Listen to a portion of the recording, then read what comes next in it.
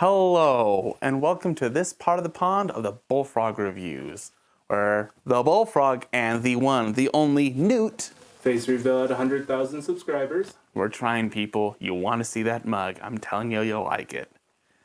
And we're talking about the newest addition to the Hunger Game books, The Ballad of Songbirds and Snakes by Suzanne Collins.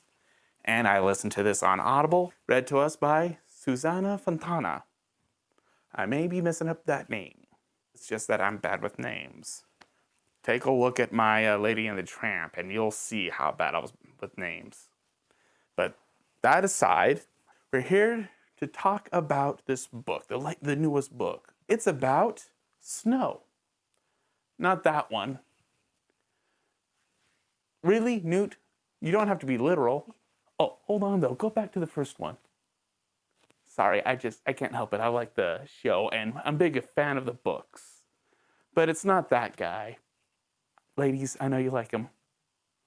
There we go. That's Snow. That's the one we're talking about. This is his story.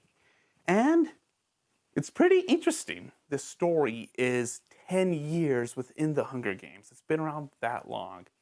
You're seeing this guy as more around Katniss Everdeen's age. And we're seeing how his character came to be. And how President Snow is trying to rebuild his family after losing his dad and mom. And it's him, his cousin, and his grandma.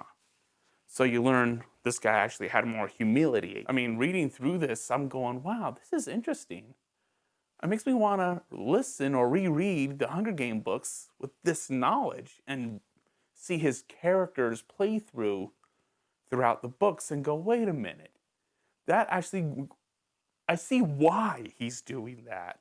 That is actually an interesting take. I really like this precept, this concept. But where would I put this? Well, okay, Newt, let's see if we can do this right.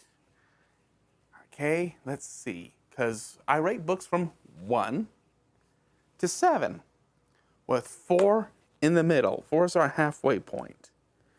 Why? Because there's a low 3 and a high 3, and 4 is the magic number right in the middle.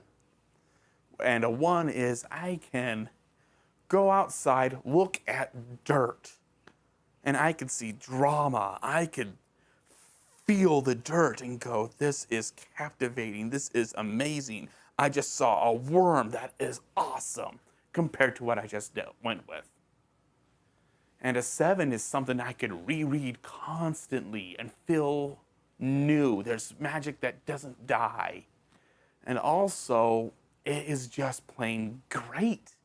I can go to a deep dive and find something new almost every time. And where would I put Suzanne Collins' work? Ballad of Songbirds and Snakes. This one I give a 4. It was good. I liked it, but it was just meh. To be honest, I never was a fan of the Hunger Game books. It's not Collins' fault. It's just Katniss was too much of a robot. But here, I was able to connect better with these characters.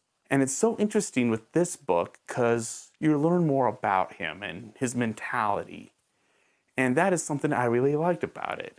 Because with this knowledge, you're going, okay, we'll get to know more about Snow and the decisions he made to Katniss Everdeen. But there were some things where you were losing my train of thought. The world of Hunger Games at its infancy. It's intriguing. Oh yeah, train of thought. This one can hold my attention as well. I was listening to this, and the editing was off.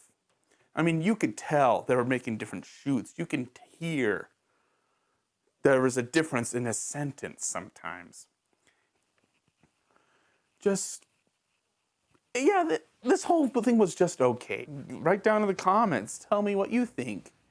When it comes to 4s, I really want to know, is the glass half empty or half full to you people? Or you consider it higher? I like to know. And this is the Bullfrog and the Newt signing out.